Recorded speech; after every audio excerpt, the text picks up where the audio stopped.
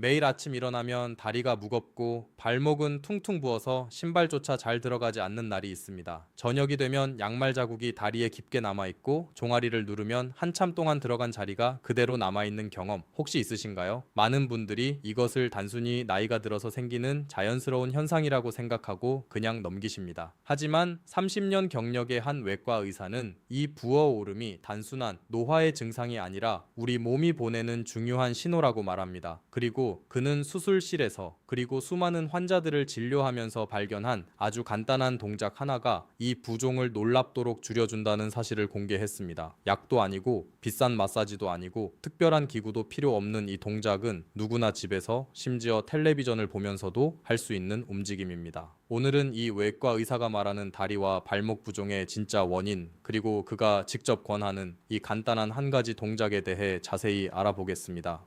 끝까지 보시면 왜 이렇게 많은 시니어 분들이 이 동작 하나로 다리가 가벼워졌다고 말하는지 이해하실 수 있을 겁니다. 이 영상이 도움이 되신다면 구독과 좋아요를 눌러주시고 댓글로 여러분의 다리 건강 이야기를 들려주세요. 앞으로도 이런 건강 정보를 계속 전해드리겠습니다. 먼저 왜 우리 다리와 발목이 부어오르는지 이해할 필요가 있습니다. 우리 몸은 심장에서 다리로 혈액을 내려보내는 것은 비교적 쉽습니다. 중력이 도와주기 때문입니다. 하지만 반대로 다리에서 심장으로 혈액을 다시 끌어올리는 것은 훨씬 어려운 일입니다. 이때 중요한 역할을 하는 것이 바로 종아리 근육입니다. 종아리 근육은 우리가 걸을 때마다 수축하고 이완하면서 혈액을 위로 밀어 올리는 펌프 역할을 합니다. 의사들 사이에서는 이것을 흔히 제2의 심장이라고 부릅니다. 그런데 나이가 들면서 활동량이 줄어들고 오래 앉아 있거나 오래 서 있는 시간이 늘어나면 이 종아리 펌프가 제대로 작동하지 않게 됩니다. 그러면 혈액과 림프액이 다리와 발목 주변에 그대로 머물게 되고 이것이 바로 부종으로 나타나는 것입니다. 특히 시니어 분들의 경우 정맥 안에 있는 작은 판막들이 약해지면서 혈액이 역류하는 현상이 생기기도 합니다. 이를 정맥 부전이라고 부르는데 이 상태가 지속되면 다리가 무겁고 욱신거리며 발목과 종아리가 부풀어 오르고 피부색이 어둡게 변하기도 합니다. 또한 오래 앉아 비행기를 타거나 장거리 운전을 했을 때 다리가 붓는 것도 비슷한 원리입니다. 움직임이 없으면 혈액 순환이 정체되기 때문입니다.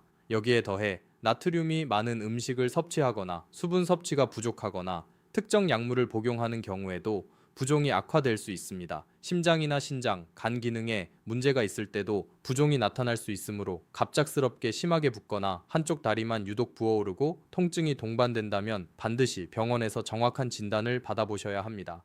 이 외과 의사가 강조하는 점은 대부분의 경증 부종은 단순한 순환 문제에서 시작된다는 것입니다.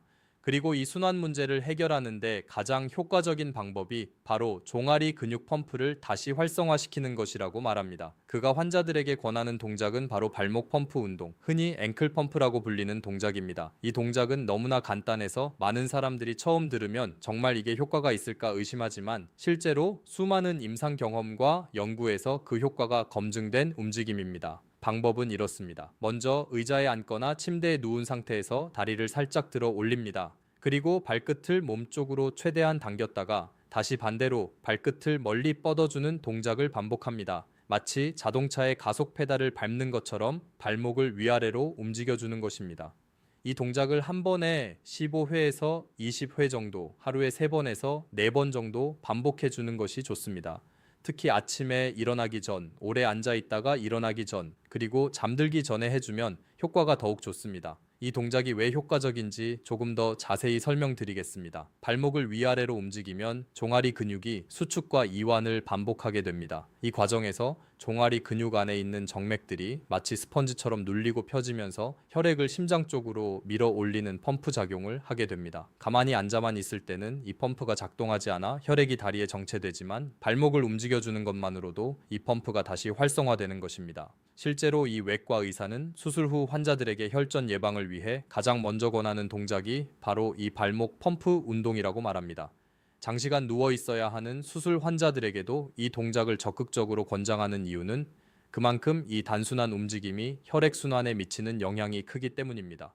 여기에 더해 이 의사는 한 가지 동작을 추가로 소개합니다. 바로 다리를 심장보다 높은 위치로 들어 올리는 것입니다. 잠들기 전 15분에서 20분 정도 다리 밑에 베개나 쿠션을 받쳐서 다리를 심장보다 살짝 높게 두는 것만으로도 중력의 도움을 받아 정체된 혈액과 림프액이 자연스럽게 빠져나가도록 도울 수 있습니다.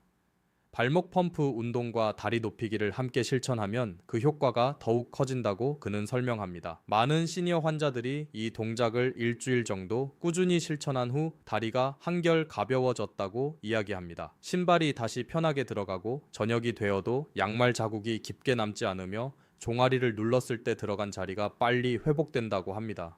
물론 이 동작 하나로 모든 부종이 사라지는 것은 아닙니다.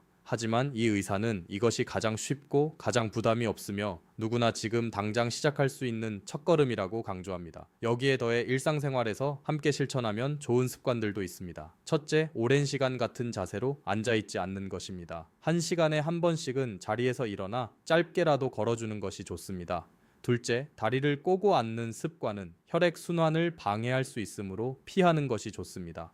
셋째, 충분한 수분을 섭취하는 것입니다. 의외로 수분이 부족하면 몸이 수분을 더 붙잡아 두려는 경향이 생겨 부종이 심해질 수 있습니다. 넷째, 나트륨 섭취를 줄이고 칼륨이 풍부한 채소와 과일을 섭취하는 것도 도움이 됩니다. 바나나, 시금치, 고구마 같은 음식들이 대표적입니다. 다섯째, 압박 스타킹을 활용하는 것도 정맥 순환을 돕는 좋은 방법이 될 수 있습니다. 다만 압박 스타킹을 사용하기 전에는 반드시 의료진과 상담하시는 것이 안전합니다. 또한 가벼운 걷기 운동도 큰 도움이 됩니다. 하루 20분 정도의 가벼운 산책은 종아리 근육을 자연스럽게 움직이게 하여 혈액순환을 촉진시킵니다. 만약 걷기가 힘든 상황이라면 의자에 앉아서 발목을 돌리거나 발가락을 오므렸다 펴는 동작도 좋은 대안이 될 수 있습니다. 중요한 것은 완벽한 운동을 하는 것이 아니라 작은 움직임이라도 꾸준히 반복하는 것입니다. 이 외과 의사는 또한 마사지의 효과에 대해서도 언급합니다. 발끝에서부터 무릎 방향으로, 즉 심장을 향하는 방향으로 부드럽게 쓸어 올리는 마사지는 림프액의 흐름을 도와줄 수 있습니다.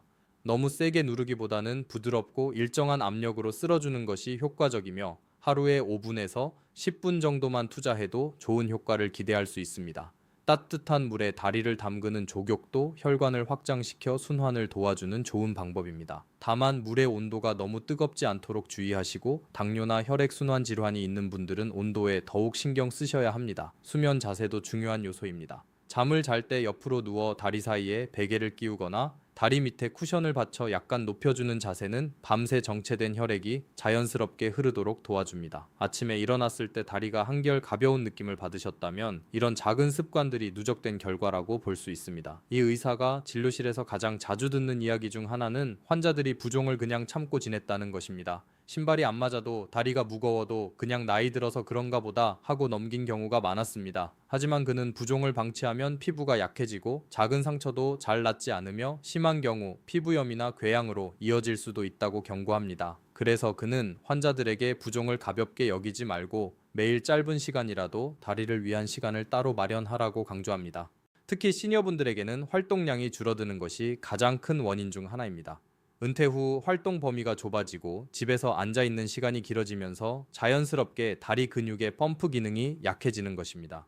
이 의사는 나이가 들수록 오히려 더 의식적으로 다리를 움직여주는 습관이 필요하다고 말합니다.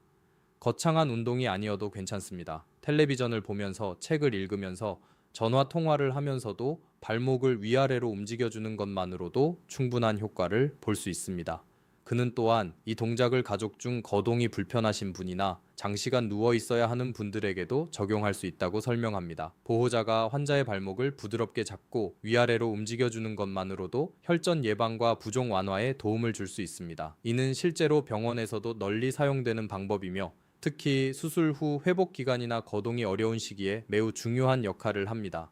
물론 모든 부종이 단순한 순환 문제는 아닙니다. 만약 부종과 함께 호흡이 가쁘거나 가슴 통증이 있거나 갑자기 한쪽 다리만 심하게 부어오르고 열감이나 통증이 동반된다면 이는 혈전이나 심장, 신장 문제일 가능성이 있으므로 즉시 병원을 방문하셔야 합니다. 이 의사는 오늘 소개한 동작이 만병통치약이 아니라는 점을 분명히 합니다. 다만 일상적인 경증 부종, 특히 오래 앉아 있거나 활동량이 줄어서 생기는 부종에 있어서는 이 간단한 동작이 놀라울 정도로 효과적이라는 것을 강조합니다. 결국 이 외과 의사가 전하고자 하는 핵심 메시지는 단순합니다. 우리 몸은 움직임을 통해 스스로 순환을 유지하도록 설계되어 있다는 것입니다. 거창한 장비나 값비싼 치료가 아니라 하루에 단 몇 분 발목을 위아래로 움직여주는 작은 습관이 다리와 발목 건강을 지키는 가장 확실한 방법이 될 수 있습니다. 오늘부터 의자에 앉아 계실 때, 텔레비전을 보실 때, 잠들기 전 잠깐의 시간을 내어 발끝을 당기고 뻗는 이 동작을 시작해 보시기 바랍니다. 작은 움직임이 쌓이면 다리는 분명히 더 가벼워질 것입니다. 오늘 영상이 여러분의 다리와 발목 건강에 도움이 되셨다면 구독과 좋아요로 응원해 주시고 주변에 다리가 자주 붓는 가족이나 친구분이 계시다면 이 영상을 꼭 공유해 주세요. 댓글로 여러분만의 다리 관리 비법이나 궁금하신 점을 남겨주시면 다음 영상에서 더 자세히 다뤄보도록 하겠습니다. 건강한 다리, 가벼운 발걸음으로 매일을 보내시길 바라며 다음 영상에서 또 만나요.